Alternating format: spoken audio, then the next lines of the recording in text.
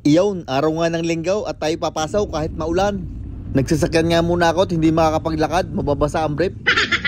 Pagpasok ko nga ay nagpainit muna ako ng tubig din sa Takuray. May dala ako din ng kapay, wala lang mainit na tubig.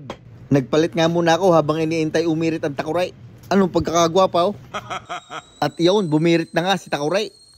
Lalagyan na natin ng mainit na tubig aray nang makahigop na ng kapay. Ay hahaluin naman at baka matabaang pagkatinikman.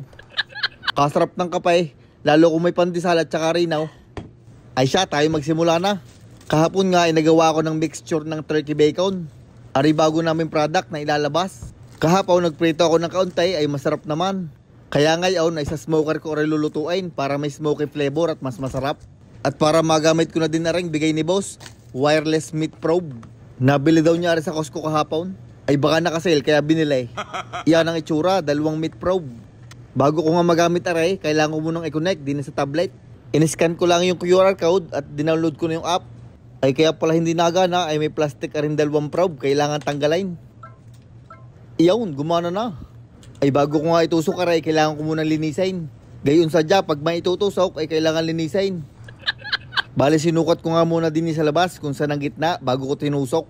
Gayon din sa pangalawang probe, dapat ay sa gitna.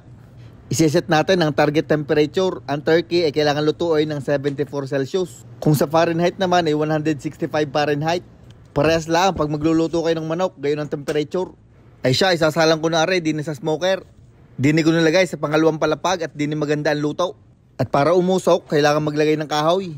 Butit nakapagsibak kahapon. Pag nalagay ng kahoy, atin ang sasarhan at iseset natin ang smoker. Isinet ko nga ang temperature ng smoker sa 190 degrees Fahrenheit. At lulutuin natin hanggang mamit ang kailangan temperature. Nung hinalwat ko nga ay are, 53 minutos pa lulutuin.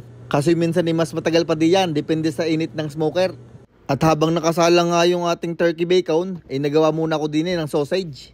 Hindi ko nalaan na videohan, pero ako gumawa din ng honey garlic sausage. Hindi ko na nga pinutol-putol para may magawa ang papasok bukas. Akin muna nga rin tatakpan gamit aring cling wrap. Sabay aking susulatan, galaw-galaw, putuli aray. Kaso'y si boss palang papasok ay husay. At nilagay ko na nga rin sa fridge. For probe 2, please remove your food from heat. For probe 2, the food rest time has started. At yawn, pagkalipas ng kulang-kulang 3 oras ata yawn, ay ayos na daw, sabi ng probe. Kagaling initusan pa ako eh. Ang internal temperature nga na rin ngayon ay 71 Celsius. Kailangan lang i-rest ng 5 minuto para mag 74. At nung nakapag-rest na, ay tinanggal ko na rin mga probe. Hinugasan ng mabutay tapos ay tutuyuin. Bago natin isasaulay sa kanyang lalagyan. Ayos na rin may speaker pa sa ilalim. At rin nga pala ang ating nalutong smoked turkey bacon.